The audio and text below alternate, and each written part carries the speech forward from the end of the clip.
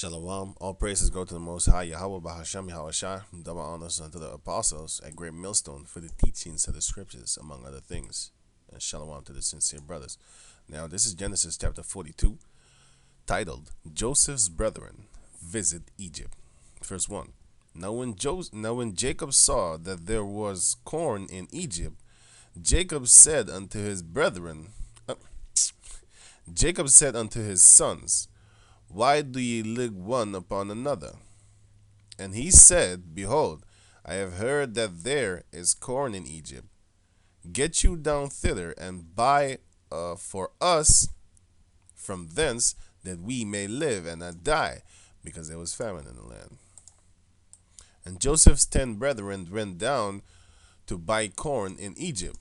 But Benjamin, Joseph's brother, Jacob sent not with his brethren, for he said, lest peradventure mischief befall him. So he was like, no, because Joseph and Benjamin were the two sons of Rachel, Jacob his favorite wife, right? And the sons of Israel came to buy corn among those that came, for the famine was in the land of Canaan. And Joseph was the governor over the land. Oh, let me. And he it was that sold to all the people of the land.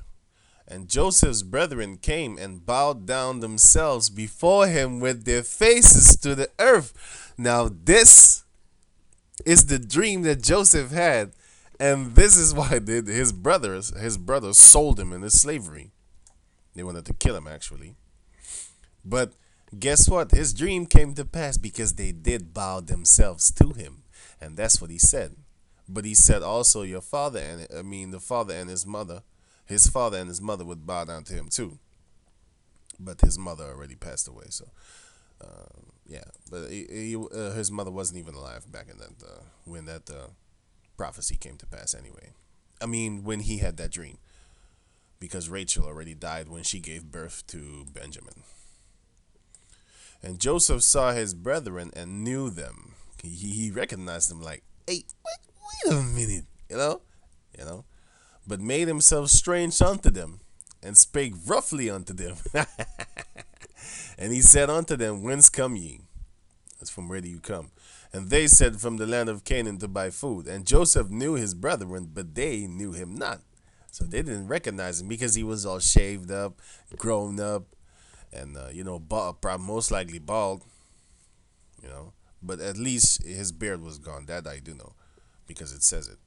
And Joseph remembered the dreams which he dreamt of them, and said unto them, ye are spies, to see the nakedness of the land ye are come.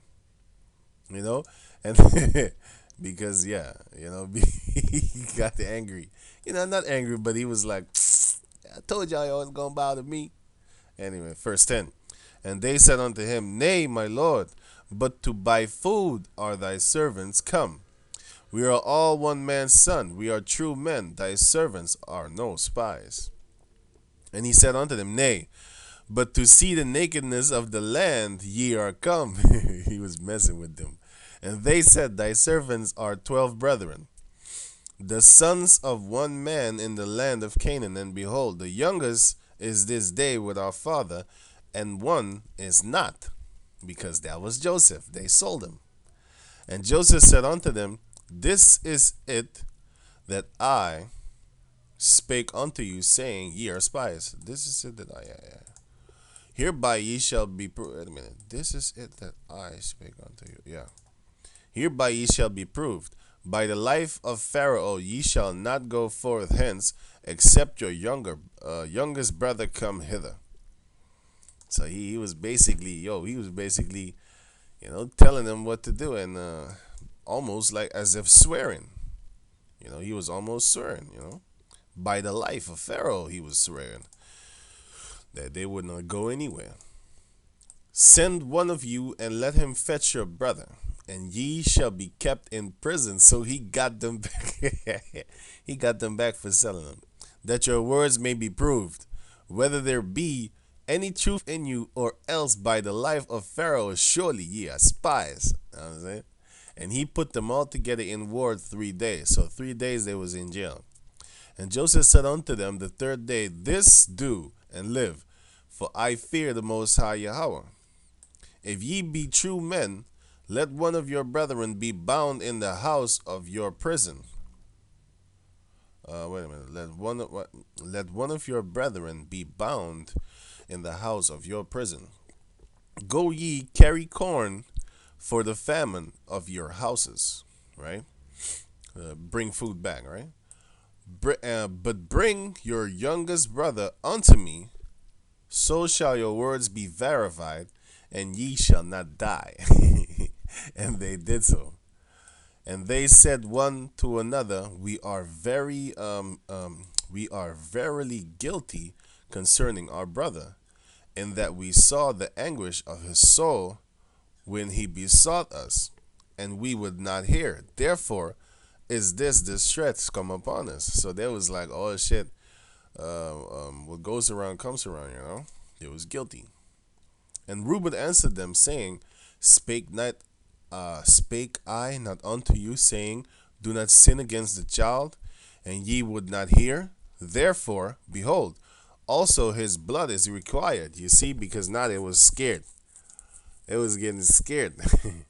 But Reuben was the one that said, No, no, no, don't kill him. You know, but going on. And they knew not that Joseph understood them, for he spake unto them by an interpreter. Yeah. So Joseph, here's the dope part. Joseph was speaking unto them. You know, he knew the Hebrew, and they were speaking Hebrew, but the interpreter, you know, but Joseph was most likely speaking Egyptian or whatever, you know. And he turned himself about from them and wept. He was crying, and returned to them again, and communed with them, and took from them Simeon, and bound him before their eyes. Then Joseph commanded to fill their sacks with corn, and restore every man's money into his sack, because he took everything they had, and to give them provision for the way. And thus did he unto them provision. Provision is, I think it was a good, good way to a good passage. Providing to supplying something. Provision of healthcare. Ration. Yeah, I know ration. That's that thing from Metal Gear, I think. Making preparation for a possible or future event or situation. Yep. Going back. And give them provision for the way. That was the corn was the provision, and yeah, that was the provision, the food and stuff like that. And thus did he unto them.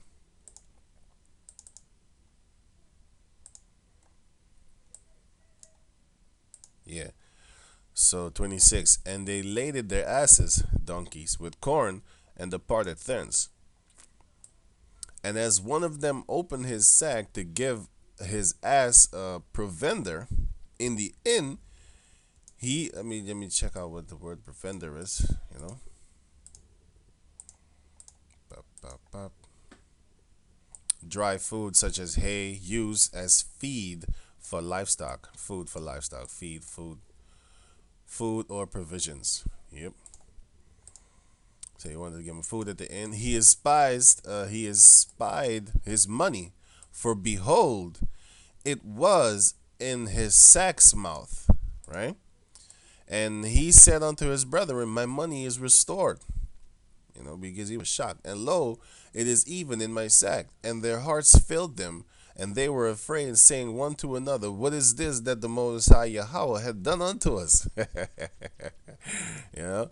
And they came unto Jacob their father unto the land of Canaan, and told him all that befell unto them, saying, The man who is the Lord of the land spake roughly to us, and took us for spies of the country. And we said unto him, We are true men, we are no spies. And we be 12 brethren, sons of our father, one is not. And the youngest is this day with our father in the land of Canaan. And the man, the Lord of the country, said unto us, Hereby shall I know that ye are true men. Leave one of your brethren with me, and take food for the famine of your household, and be gone. And bring your youngest brother, Benjamin, and bring your youngest brother unto me. Then shall I know that ye are no spies, but that ye are true men. So will I deliver you your brother Simeon, and ye shall traffic in the land. And it came to pass, as they emptied their sacks, that behold, every man's bundle of money was in his sack, because for the food, right? For the food, they was actually supposed to, because I read it over here. They had their money in their sack, right? Because he saw that he had the money when he was trying to give the yeah, here it was. He said this, and he said unto his brethren, my let me start here, verse 27. And as one of them opened his sack to give his ass provender in the inn, he espied his money.